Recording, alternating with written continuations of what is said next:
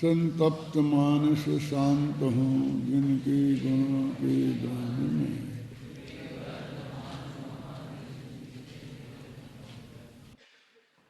कल तत् संबंधी बोल के बारे में अपन ने पढ़ा था और बाद में दो कलश भी उसके संबंध में थे, उन पर भी चर्चा की। अब उसी का निष्कर्ष निकाल कर उस बात को प्रस्तुत कर रहे हैं और साथ में पांडे राजमल जी कलश टीका में उसका किस प्रकार अर्थ करते हैं और बनारसी दास की उनके अनुकरण पर छंदों में इसको किस प्रकार प्रस्तुत करते हैं, वो चर्चा अपन अभी करेंगे। पेज नंबर 207 नीचे से दूसरा पैरा।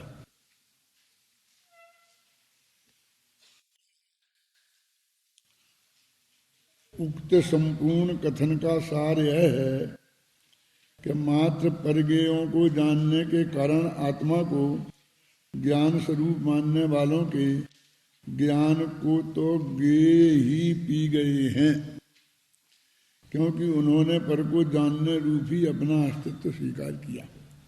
बहुत से लोग जगत में ऐसे हैं कि जो काम वो करते थे ना, अब मान लीजिए कि वो काम करने की पोजीशन में नहीं रहे तो बस समझते अब हम खत्म हो गए, हम कहाँ हैं, अब हमारे जिंदा रहने से क्या लाभ है। जैसे हम तो इसीलिए जिंदा थे, क्यों, और हम प्रवचन करते हैं और कल प्रवचन करना बंद हो जाए तो हमारा क्या है, अब क्या काम रहा हमारा।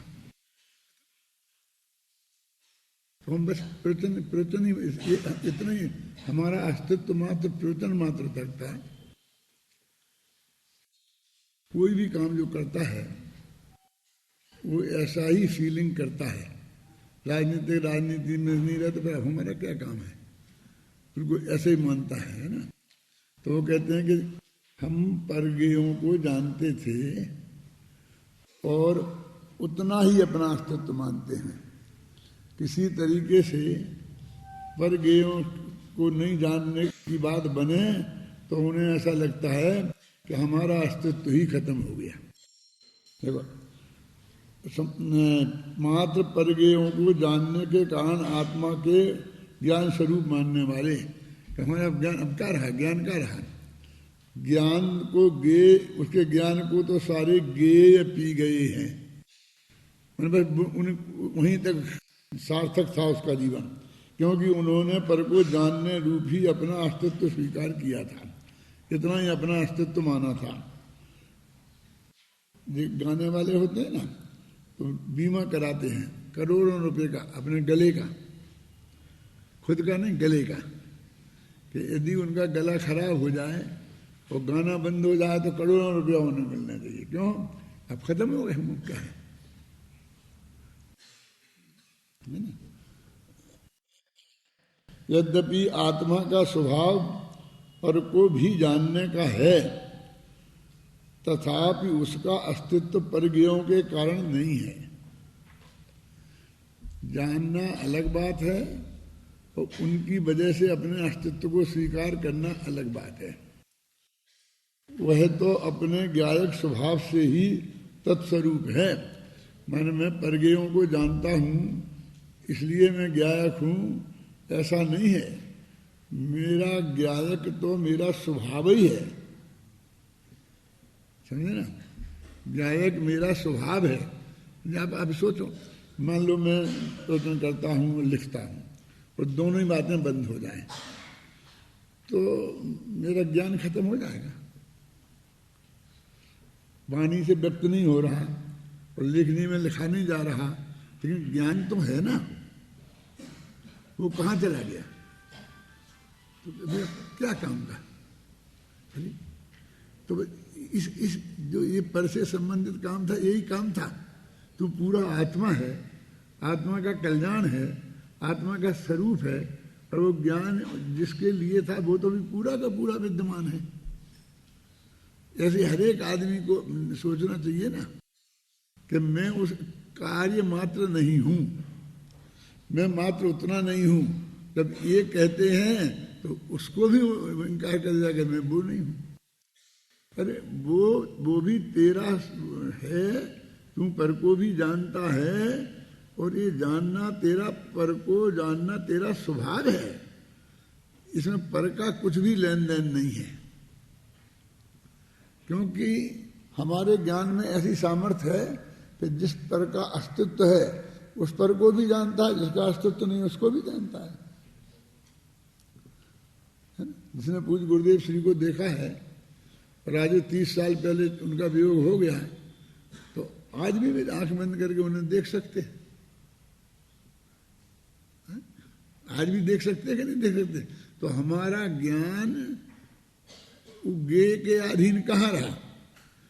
भाई गे को जानना हो तो गे के अधीन रहेगा, लेकिन हम कह रहे ना उस गे को हमने जाना, स्वामी जी वाले गे को जाना, और वे नहीं है।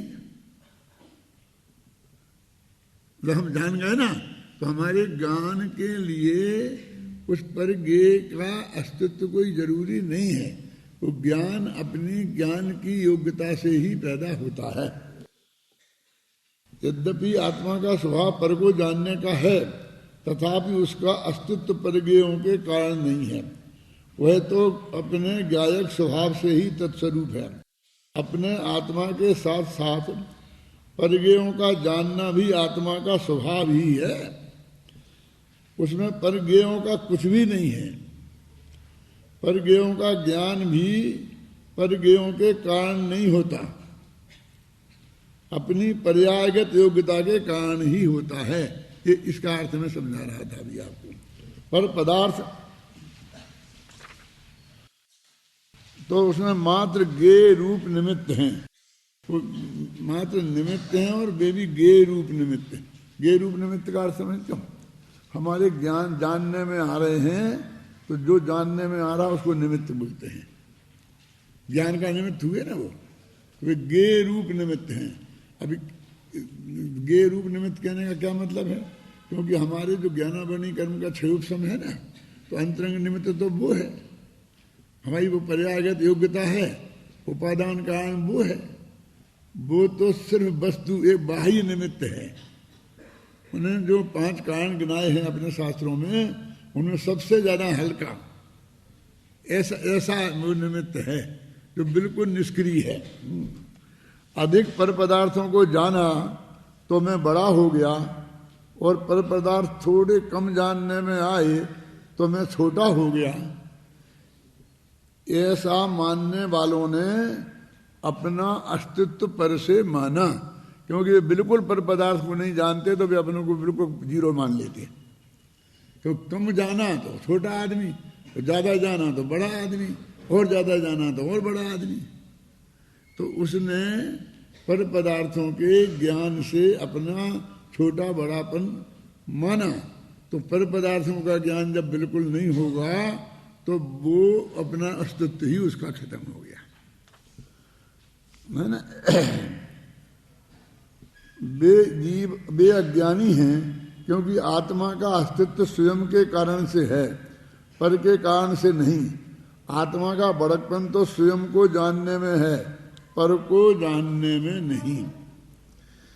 पर से अपना अस्तित्व मानने वालों को यहाँ अज्ञानी कहा है और पशु कहा है। अब ये भाई इसको पशु कह दिया, इसकी कौन सी बड़ी गलती होगी? हमको ऐसा अटपटा लगता है। लेकिन ये संगीत वाले बोलते हैं, साहित्य वाले बोलते हैं नहीं, साहित्य संगीत कला विहीना। जो साहित्य से व संगीत से इनकी कला से रहित है, वो पूंछ और सींग के बिना का पशु है। लेकिन साक्षात पशु पुच्छ विषाणहीना, साहित्य संगीत कला विहीना। साक्षात पशु पुच्छ विषाणहीना, तृणन्न खादति भागधेयम। कहते हैं कि वो घास नहीं खाते हैं। कौन? जब पशु तो घास खाते हैं, तो उसे साक्षात पशु तुम कैसे कह सकते हो? तो कहते घास नहीं खाते हैं, तो ये तो पशुओं का महाभाग्य है कि ऐसे लोग घास नहीं खाते हैं तो पशु ही, लेकिन वे घास खाते होते तो बेचारे पशुओं को घास भी खाने को नहीं मिलता। क्योंकि ऐसे आदमी बिना पढ़े लिखे संगीत की कला से रहे थे, वे घास नहीं खाते हैं, अनाज खाते हैं। तो जो जो अनाज खाते हैं वो पशुओं को नहीं मिलता है। खेत में से भुट्टा अपन तोड़ लेते हैं तो बाकी पशु खाएं, गेहूं की बाल अपन निकाल लेते हैं, बाकी पशु खाएं, चने के पौधे में से चना अपन निकाल लेते हैं, बाकी पशु खाएं। जो जो चीज ये मनुष्य खाएगा वो चीज पशुओं को नहीं मिलेगी। तो कहते इसमें मनुष्य का क्या है, उसका क्या है? ये तो पशुओं का महाभाग्य है कि वे घास नहीं खाते हैं, नहीं तर वो पशुओं को वो घास भी नहीं मिलता। संगीत साहित्य कला विहीना साक्षात पशु पुच्छ विषाणहीना तृणम न खादत इति भाग्यधेयम परमं पशूनां तृणम न खादति ही जीव लोके इति भाग्यधेयम परमं पशूनां। तो उस संगीत वालों ने, उन तबलजियों ने उनको पशु कह दिया जो तबला बजाना नहीं जाने, जो हारमोनियम बजाना नहीं जाने तो हारमोनियम वालों ने उसे पशु कह दिया। मैंने उस वक्त हमको कुछ नहीं लगा कि कैसे पशु कह रहे हैं, और ये कह रहे कि स्यादवाद को नहीं जाने, अनेकांत स्वरूप जैन दर्शन के मर्म को नहीं जाने, तो उनको पशु कह दिया। तो देखो पशु का 14 बार पशु कहेंगे, वो 14 छंद हैं। देखो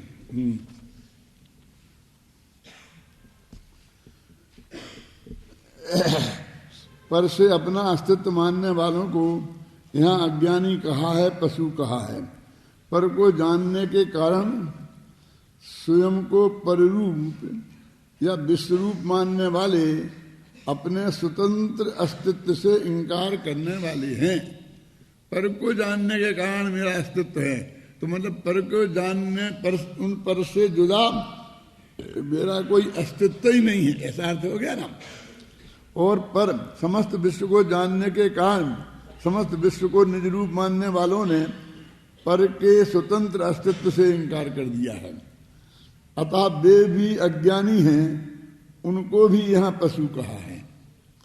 इस प्रकार निज को पररूप और पर को निज रूप मानने वाले अज्ञानी हैं, और निज को निज रूप और पर को पररूप मानने वाले ज्ञानी हैं।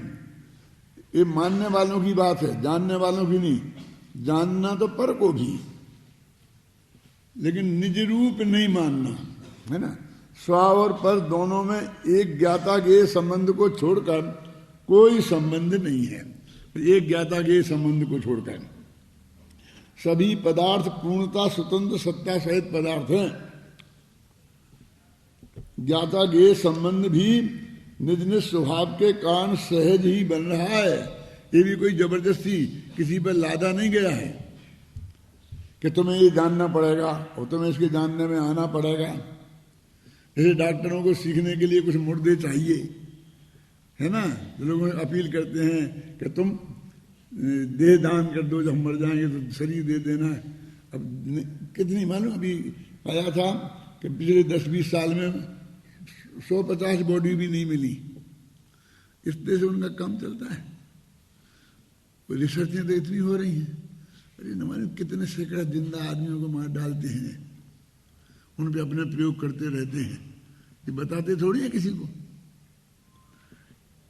कौन से मरीज पे कभी क्या प्रयोग कर दें, ये कोई पता नहीं, समझ गया।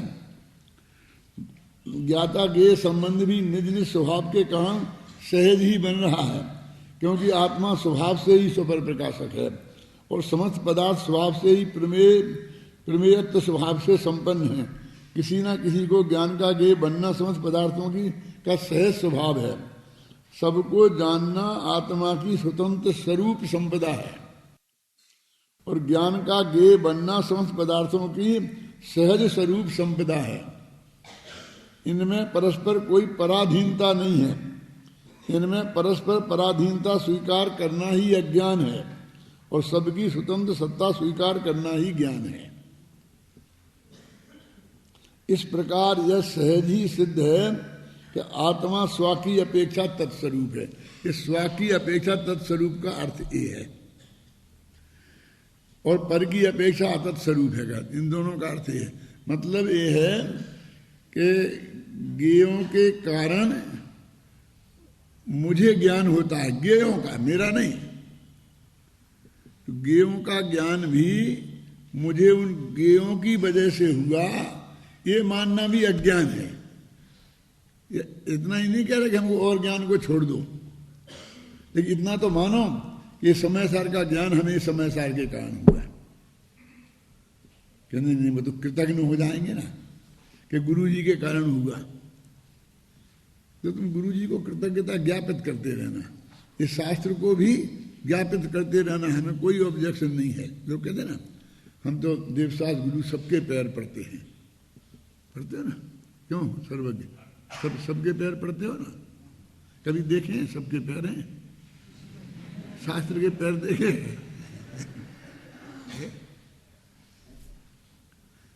पढ़ते हैं, पैर पड़ते हैं, पैर पड़ते हैं, पैर पड़ते हैं।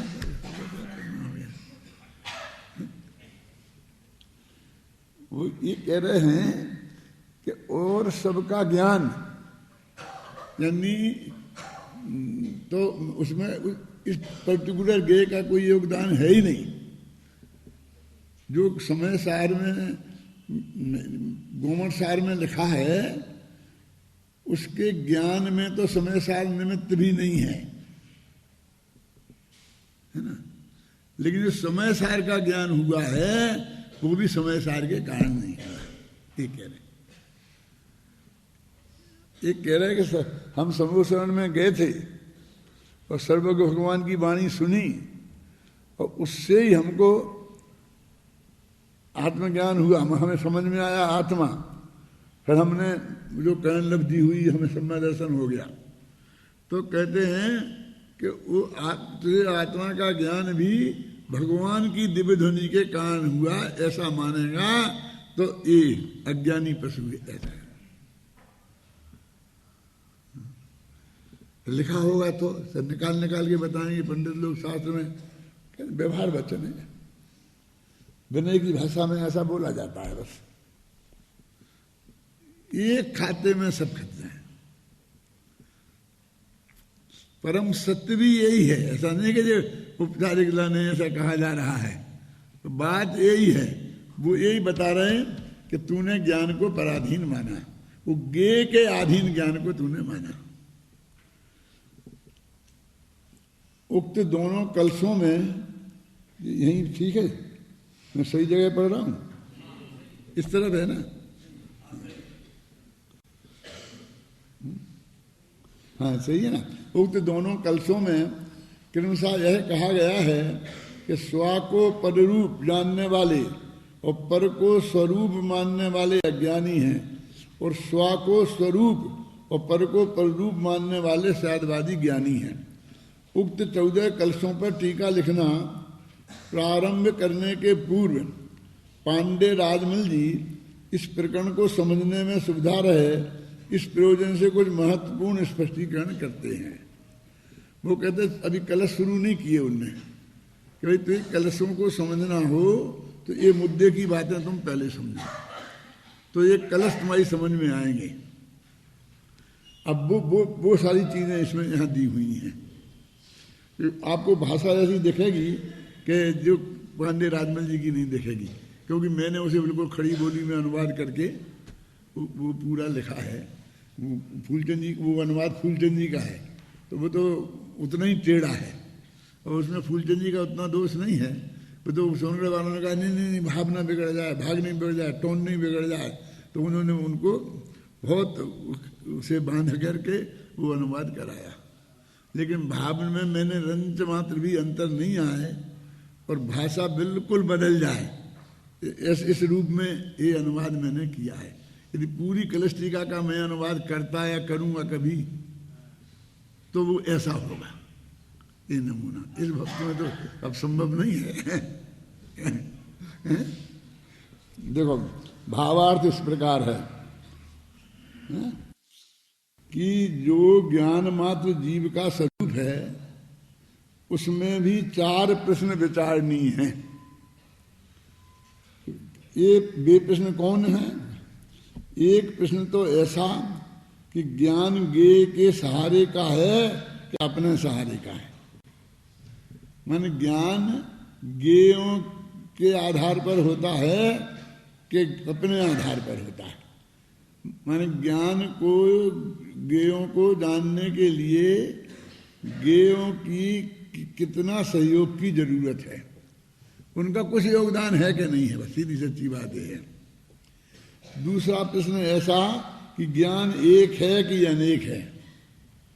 तीसरा प्रश्न ऐसा कि ज्ञान अस्थि रूप है कि नास्ति रूप है। चौथा प्रश्न ऐसा कि ज्ञान नित्य है कि अनित्य है। अब देखो ये प्रश्न बड़े अटपटे लगते हैं कि नहीं लगते हैं? पांडे राजमल जी के दिमाग में आए हैं? देखो उनका उत्तर इस प्रकार है कि जितनी वस्तुएं हैं वे सब द्रव्य रूप हैं, पर्याय रूप हैं, इसलिए ज्ञान भी द्रव्य रूप है और पर्याय रूप है। मान त्रिकाली भगवान आत्मा को भी ज्ञान बोलते हैं और उसका जो परिणमन होते हैं मति ज्ञान, श्रुति ज्ञान, अवधि ज्ञान, मनपर्य ज्ञान, ये भी ज्ञान है। उनका विवरण माने वो तथा संस्कृत की तथाई उसी बात को इस विस्तार से स्पष्ट करते हैं। इनके भावार्थ इस प्रकार है और उसका विवरण, ये 2 शब्द खास हैं। अपन से क्या समझते हैं अभी तक कि हमने पूरा टीका लिख दी पर अंत में जो कुछ हमें कहना हमने भावार्थ के रूप में लिख दिया। इनके भावार्थ ऐसे नहीं है। जैतनी छाबड़ा के ऐसे ही है जैसे मैं कह रहा हूं। तो इनके भावार्थ कैसे हैं? हर 2 लाइन में आएगा भावार्थ यह है कि, फिर भावार्थ में भावार्थ यह है कि, फिर उसमें फिर भावार्थ। वो सबकी स्टाइल समझनी पड़ेगी ना। द्रव्य, उसका विवरण, द्रव्य कहने पर निर्विकल्प ज्ञान मात्र वस्तु अभी लेना। वो वही कलश है। कौन सा 252 कलश है? कौन सा कलश का नंबर क्या है देखना।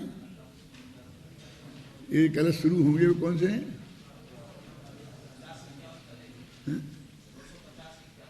250 है ना।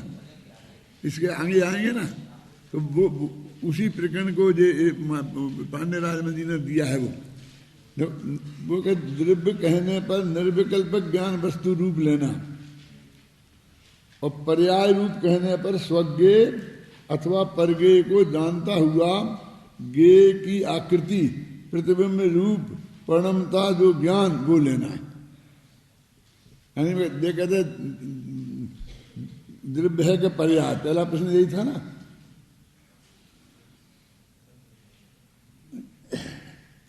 है ना।